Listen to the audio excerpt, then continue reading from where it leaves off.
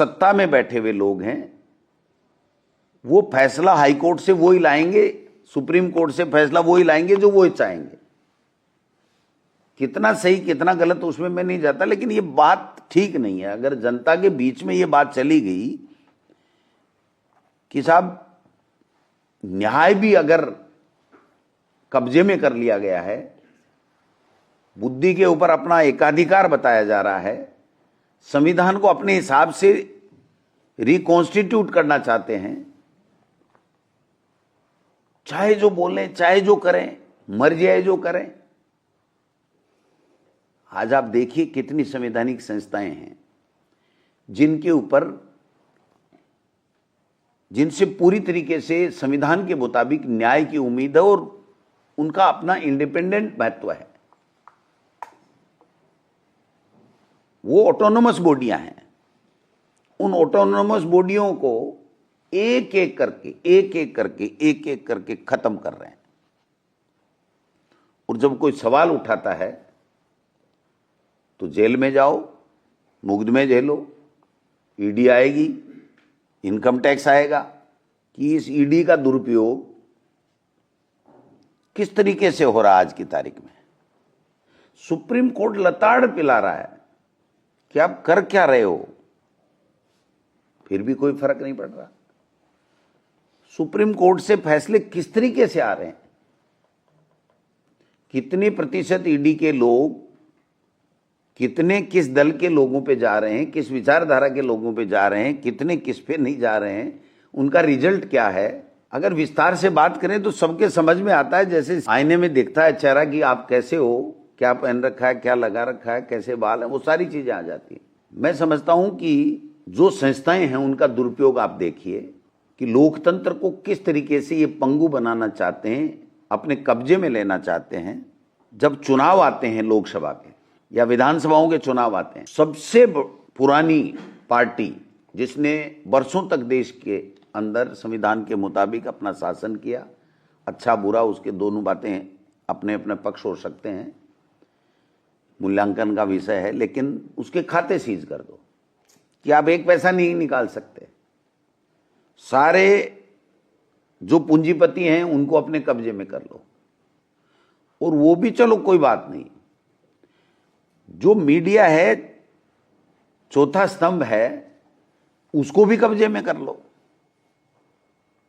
हम जब चर्चा करते हैं, बात करते हैं, तो बाद में हमने कहा कि भाई हम जो बोल रहे हैं वो दिखता क्यों नहीं है, छपता क्यों नहीं है।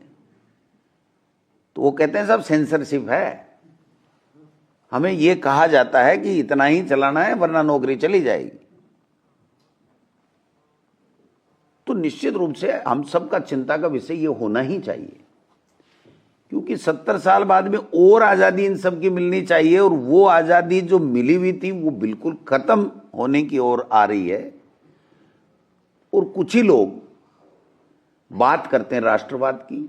तो हमारे प्रधानमंत्री जी 100 देशों की यात्रा करी है, 100 विदेशी यात्राएं करी है, और लेके आते हैं एक वो सर्टिफिकेट जो 5वीं चौथी में हमें मिलता था उस तरीके का कि तू फर्स्ट आया है,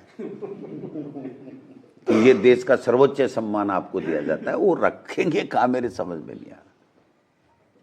और सारे के सारे जो पड़ोसी राष्ट्र हों चाहे दूसरे हों, सब दुश्मन।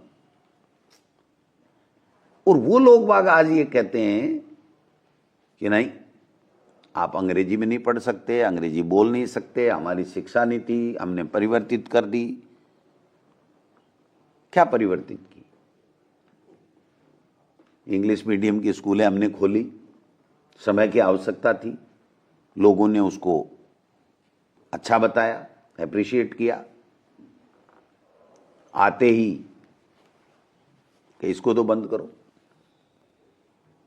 कानून बनाए यूपीए सरकार के समय, right to education, right to food, right to work, खत्म करो। जब एजुकेशन पॉलिसी आप चेंज कर रहे हो तो राइट टू एजुकेशन तो अपने आप ही कमजोर होगा। जब आप राइट टू वर्क को अपने अधीन रहना चाहते हो, कंट्रोल करना चाहते हो कि हम चाहेंगे वहीं पैसा मिलेगा, नहीं तो नहीं मिलेगा, मांगने पे काम नहीं मिलेगा और पैसा भी स्टेट्स को देना है। अगर देश का कोई कानून है उससे सब प्रभावित हैं और सब उसको लागू कर रहे हैं। अगर उसको आप चेंज करना चाहते हो तो उसको अगर चेंज कर रहे हो तो आप किसी से बात नहीं कर रहे हो। जो उस कानून को लाने के लिए जो मंत्री है उससे भी चर्चा नहीं कर रहे हो। जो भूमि अधिग्रहण कानून था वो सर्वसम्मति से बना, एक भी वोट खिलाफ नहीं पड़ा लोकसभा राज्यसभा में कि हाँ साहब अब हम सब सहमत हैं। उसको भी सत्ता बदली तो क्या नहीं चेंज करो इसको। और जो मंत्री पेश कर रहा है उसको यही पता नहीं कि क्या चेंज करा रहे हैं।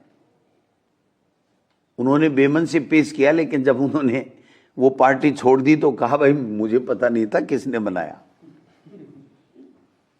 अभी जो मनरेगा चेंज किया है किसी को पता नहीं है किसने चेंज किया और कैसे कहां से आया। वो मंत्री को कह दिया, वो तो उन्हीं का मंत्री था तो उसको कहना ही था, पेश करना ही है।